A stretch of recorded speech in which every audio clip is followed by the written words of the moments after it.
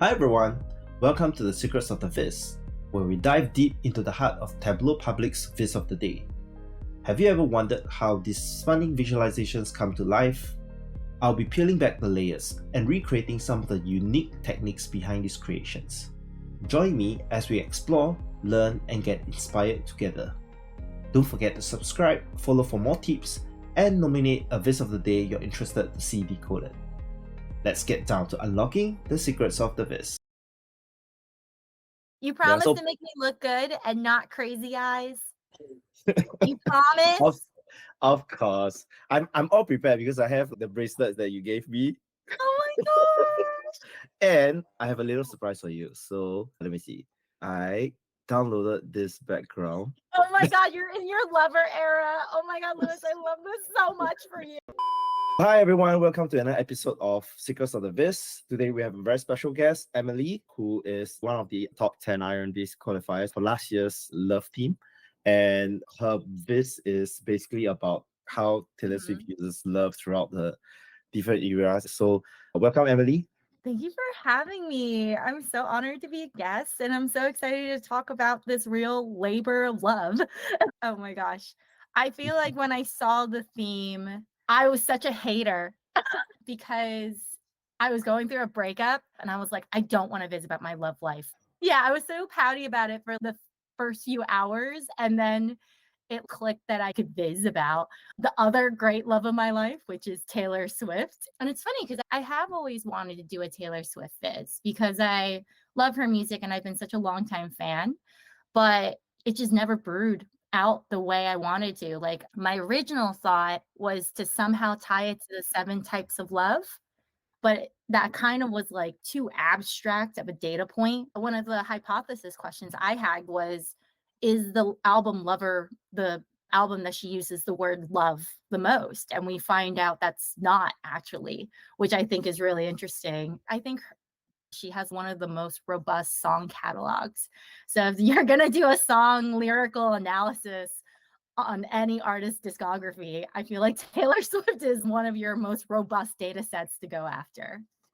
Yeah, I wasn't a Taylor Swift fan to begin with. After I went through this, I realized there's so much depth to her songs. And I love how you kind of plan your narrative. You went from overview and how many times the actual word love is represented in the albums and the songs. And then you went into detail on how does Taylor Swift sing about love. And this was particularly very interesting to me, like track 5, because as an artist, this is kind of like her signature. I thought the track 5 analysis so fascinating too, because it wasn't something she initially went out the gate in her first 2 albums. And then the fans pointed out that she has this pattern making track 5 her most emotional track. And then she kind of went with it. And it's really cool to see how the Valence score supports this trend. That track 5 is deliberately the lowest Valence on average across all 10 albums. I also just love the Spotify data set because I think when you're doing text analysis, there's a lot of interpretation questions and you have to try to be as scientific as possible when creating a data set. I was able to incorporate specifically the Valence score because it was like an objective third-party interpretation of the lyrics, and I think it really helped out with the whole story coming together. And then I really like the way that you kind of connect it to the individual albums, because if this is your first entry into Taylor Swift albums, you don't know which songs are popular, which songs you start listening to. And obviously Taylor Swift has the journey for her album as well. I'm more of an Ed Sheeran fan, so I kind of understand how they're best friends. Yeah, I saw one video of him surprising Taylor Swift on her show. I think he was dressed as a clown or something. Yeah, it was really funny. Yeah. Like her face was priceless on stage. It was just like, what are you doing here? Amazing. I love the friendship. But yeah, I really love hearing that this viz was approachable, whether you were a big Taylor Swift fan or not, because I know when I was working on this, that was something that was very present in the back of my mind. I want to make this so that me as a major Taylor Swift fan would be super jazzed and excited, but also someone who is here for the storytelling that doesn't necessarily need to love Taylor Swift, because you don't have to love Taylor Swift to appreciate the data set, in my opinion. Like, it's almost like a gatekeeping I didn't want this viz to do. Yeah, but that's a very intentional step on your end to make this as approachable to the general mass, which is not easy to do when you're such a big fan of Taylor Swift and you will have a certain form of biasness when it comes to like the data and because of how much you love the artist. Like even for me, I'm a huge Marvel fan, so I would have certain biases when I'm talking about Marvel versus DC, and it's not easy. I get that. Yeah. But Yeah. I think you have done a really great job.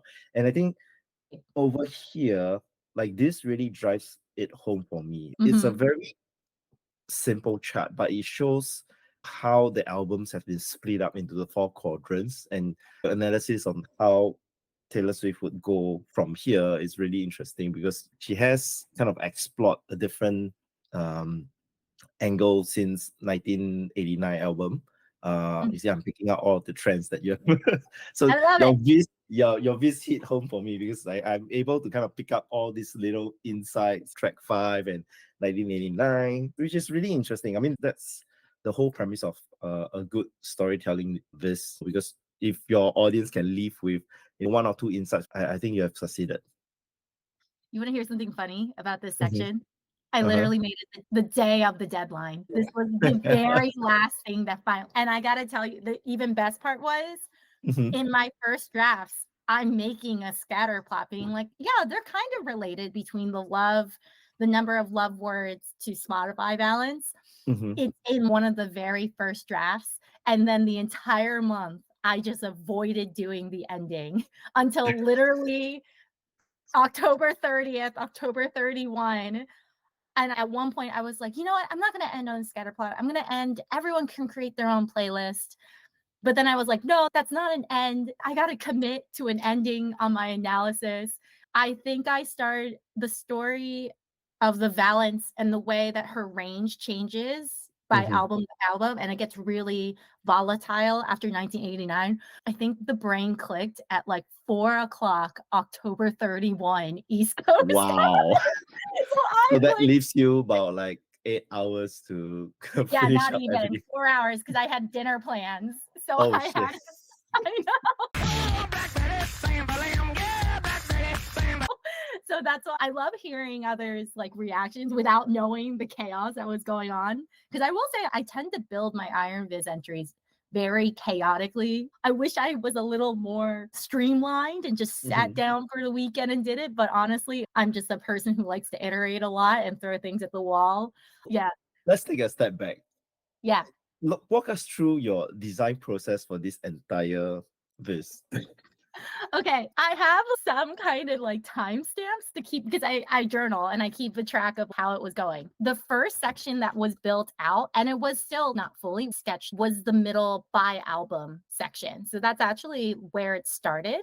Which is this portion. Yeah, that portion. This is the Mhm. section that got done first, which makes sense because it's the most exploratory. I was able to like get familiar with the data set the most by doing this. The QR codes was always a plan to include because I wanted people to be able to scan into listening to the music for each era. And then I went into the analysis of just the word love itself. That Mhm. was the next section. And then following the Sankey and the Spotify jitter plot, those Mhm. were then developed. And so then I had the heart of the biz, the middle, which kind of makes sense. I was working my middle way out. And then it was a game of if I could finally commit to a beginning or an ending. And Mm. the beginning was a little quicker to do. I remember the top section with let's just do something flashy, like chord diagram Sankey chart. I have a Mm. love-hate relationship with this because at least I learned a new chart choice. And as a developer, I don't know about you, but I feel like I like to do things the boring, hard way sometimes. I like I to needed to punish get over yourself. my fear. I needed to get over my fear of map layers and I needed to get over my Mm. fear of sand keys.